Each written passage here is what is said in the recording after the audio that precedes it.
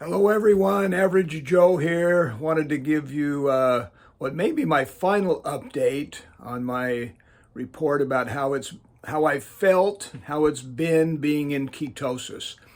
And again, I know a lot of people talk about a keto diet and being in ketosis, and there's a big difference, of course. In order to officially be in ketosis, you need to test somehow to know exactly what your levels of acetoacetic acid are, the ketones that you're burning, as opposed to glucose. So anyway, I just wanted to give you a final. I've given a couple other updates. I hope you've had a chance to look at them. But first of all, it was interesting to me that I had to be intentional during this 2 weeks, and it's been almost 2 weeks. It'll be 2 weeks tomorrow.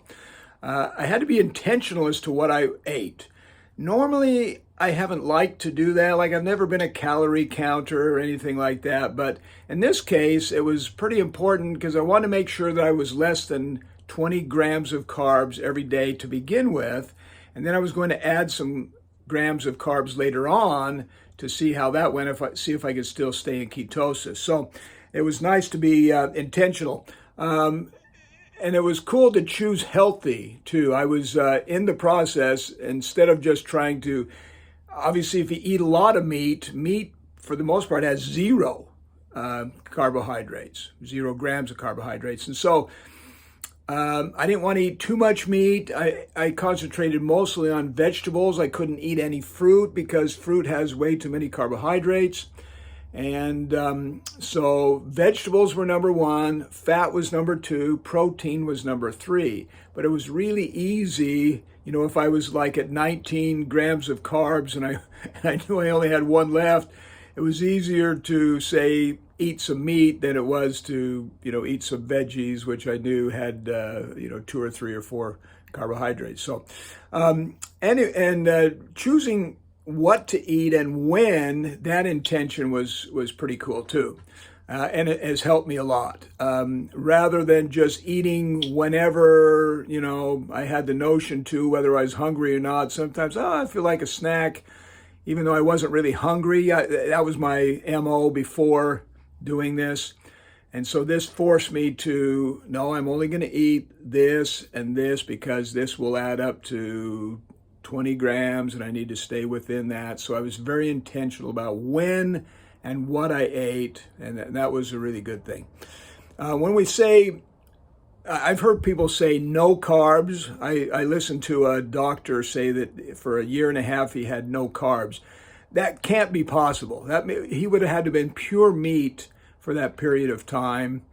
And everything outside of meat and fat, like oils and animal fat, things like that, everything has carbs, I've discovered. And so it's like you cannot practically eat no carbs. It's always low carbs.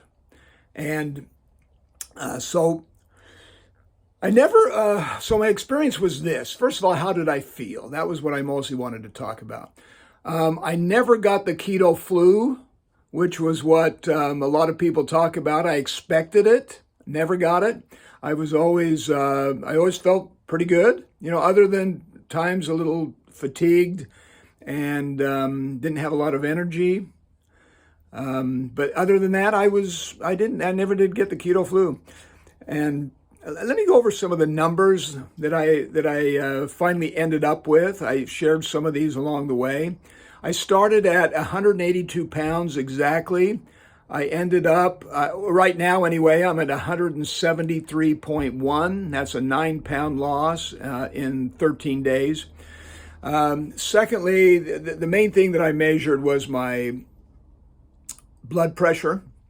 I started out at 117/83. Now I realize, and if any of you have done this as well, you know that your blood pressure does fluctuate from day to day. That's pretty close to being average for me though, 117/83. Sometimes I'm at 120/81 or, 119/84, something like that.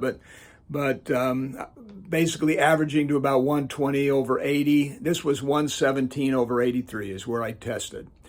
And I, excuse me, I ended up at 115/78 is what I tested yesterday. 3 days before that, I was at 106/74, so even less than that. And usually, if I've tested below 120/80 on both of them, both systolic and diastolic, that hasn't lasted. So the fact that I had two tests under 120/80 tells me that, yeah, my blood pressure did actually go down.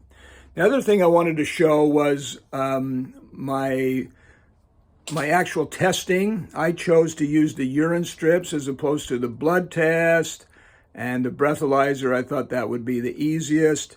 Let me show you my test today, 13 days later. Now, what happened, by the way, is that day 9, after I'd actually been in ketosis for 7 full days, and I'd been on a strict keto diet for 9 days, I decided to up my carbohydrate intake. I decided to go up to about 50. So yesterday, I actually came in at about 60 grams of carbohydrates because, I got to 50 and a half, and then I wanted a couple other things. I wanted some yogurt or something. So I came in about 60, and I was afraid that today when I tested that I wouldn't be in ketosis, but I still am. Let me just show you here real quick. I've got these strips here, and you can see I am probably in the middle is where I think I am, either middle or small.